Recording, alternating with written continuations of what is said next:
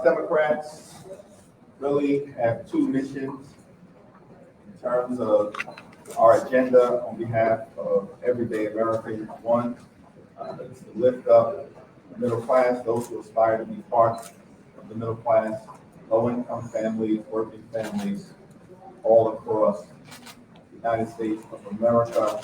We've taken some incredibly important steps in that regard, including most recently with the rollout of the child tax credit, which is going to be transformative in terms of the help and assistance that it will provide to tens of millions of American families to help make ends meet.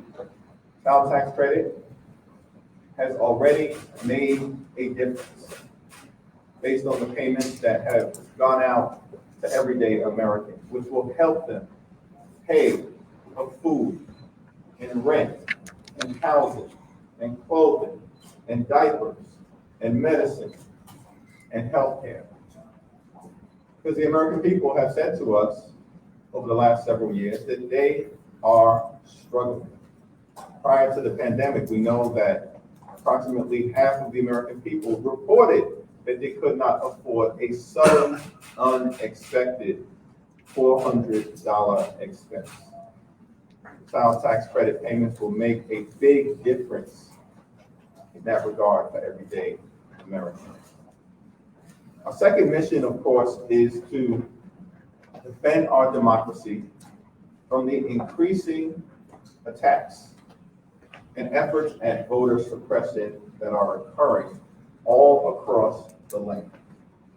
And in that regard, we were honored to hear from several members of the Texas House delegation about their efforts to lift up democracy in the great state of Texas, to prevent voter suppression bills from ever seeing the light of day. And of course, they encourage us here in the Capitol to do our part to make sure that voter protection and democracy reform measures like For the People Act, H.R. 1, and John Robert Lewis Voting Rights Empowerment Act, which will be H.R. 4, make it over the finish line.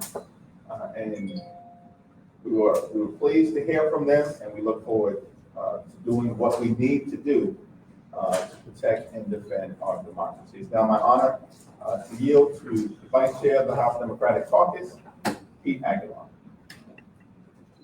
Thank you, Mr. Chairman. As you mentioned, one of the important topics that we discussed in there was the expanded child tax credit. And we know members were around the country over the past few weeks highlighting the fact that millions of hardworking families received that tax benefit last week. So members have been encouraged, as the chairman and I have done events in our districts, members have been encouraged to continue to talk about how we are lifting up everyday Americans with that child tax credit. I was also pleased to hear from Chair DeLauro earlier this morning as well. She highlighted the appropriations bills that we got out of committee, all 12 bills to strengthen our national security, to invest in cyber infrastructure, to invest in infrastructure, to invest in our communities. We look forward to those bills coming before us. And it's a reflection of our dollars, those appropriations bills. And so Chair DeLauro made the case for our colleagues to support these bills to ensure that we can do everything we can to help our communities. With that, the chairman will answer all your difficult questions. Yeah. They put the bill out, the appropriations committee does not have to hide. This is a deviation from where we've been on that issue for about 40 years. So tell us what shifted in the caucus on that issue, where there was almost a conflict between the two sides on the hiding. And if you're going to hear it from progressives and pro-choice lawmakers, if it is eventually stripped down, you can just keep the government open under control, or maybe you don't have one. Well, the Appropriations Committee has worked its will. I support what has been done with respect to the Hyde Amendment. And I expect that those bills, each and every one of them, when they eventually reach the floor of the House of Representatives, will have robust support with the House Democratic Caucus. In terms of the particulars of how we arrived at that particular place, the bill is not before the full Congress yet, and so I think we should direct that question for a more precise answer to Chairwoman Wilson. But you know where your caucus is, and obviously there's a much more pro-choice wing of your caucus now than when you had, 40, 50 blue dogs.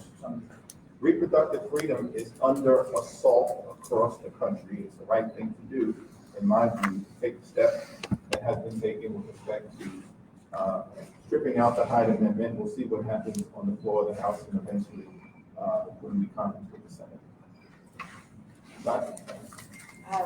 Want to hear your thoughts on the first hearing of the Select Committee to investigate January 6th, as well as thoughts on working with your Republican colleagues and what you hope to accomplish.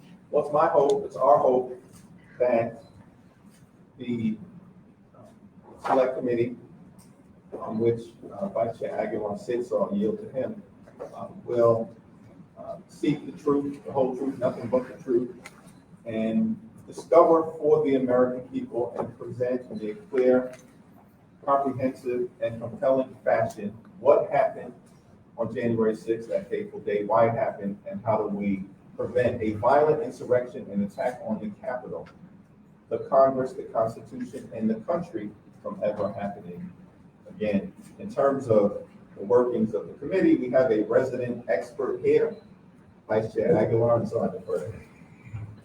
Thanks, Mr. Chairman.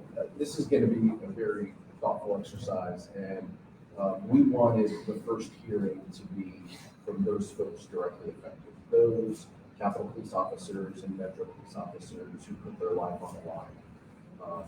We've heard from many of them. Many have shared their stories in the press as well.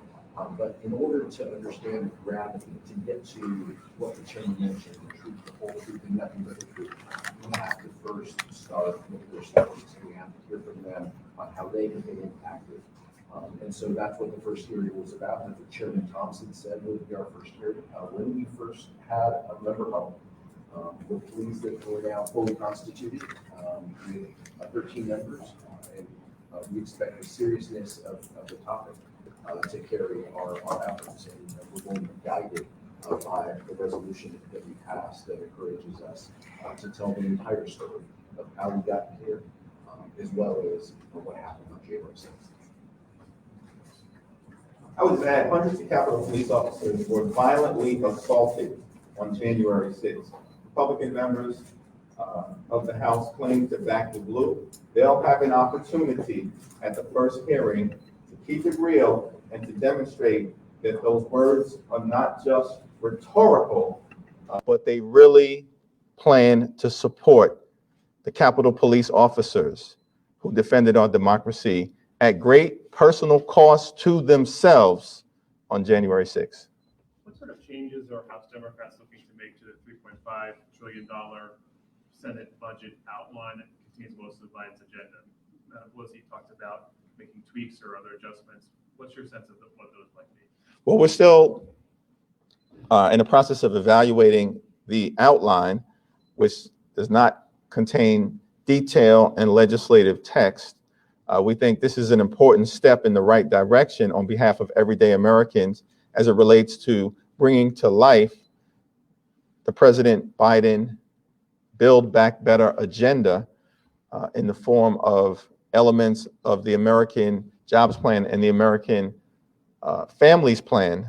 But I would defer consideration of what changes we might contemplate or think is necessary until we have a real opportunity to review the fullness of the tentative agreement that has been reached. Congressman Aguilar, 3 out of 5 of Leader McCarthy's picks for the Select Committee did not vote to certify the election results. Do you think Speaker Pelosi should reject those members? We're going to accept that everyone in that room will be guided by seeking the truth of what happened. That's my presumption. until I'm proven otherwise. So while I don't agree with some of the votes that my colleagues have taken with respect to that, we're going to ensure that this is a nonpartisan exercise in seeking the truth. And that you will see that from this first hearing. You will continue to see that with our questions, with the staff, and that will be the guiding theme throughout what carries us. And so we're pleased that we're fully constituted, and we're pleased to get to work. On voting rights, I know you guys are going to take up the John Lewis voting rights bill. Senator Klobuchar said that's one way forward. She thinks that could be the way forward. But S1 met a very immediate end over in the Senate. What makes you think this will be any different in terms of if you can get it passed to get it over to the Senate? And have you been strategizing with your Senate colleagues on this? Well, there has been a lot of informal conversations that have taken place with our Senate colleagues amongst various members of the House Democratic Caucus based on the relationships that they have. And of course, our leadership continues to talk with the Senate Democratic leadership and the members who have been most actively engaged on the voting rights issue, which include the chair of the Congressional Black Caucus, Joyce Beatty, and of course, our House Majority Whip, Jim Clyburn, have been engaging with Senate Democrats as well. But it's important to understand what is at stake. Fundamental to our democracy is the right to vote. And Republicans have adopted voter suppression as a campaign tactic and strategy because they are bankrupt in terms of ideas to make life better for everyday Americans. That's why we are witnessing the voter suppression epidemic that is taking place across the country right now. And it's a shame. We were just, many of us, in San Diego a few days ago, where U.S. Navy ship John Lewis was christened. That's a tremendous recognition for an American hero. But John Lewis lost his life almost on the Edmund Pettus Bridge. Beaten, battered, bloodied, and bruised. Almost lost his life fighting for voting rights over 55 years ago. And why are we back in this place?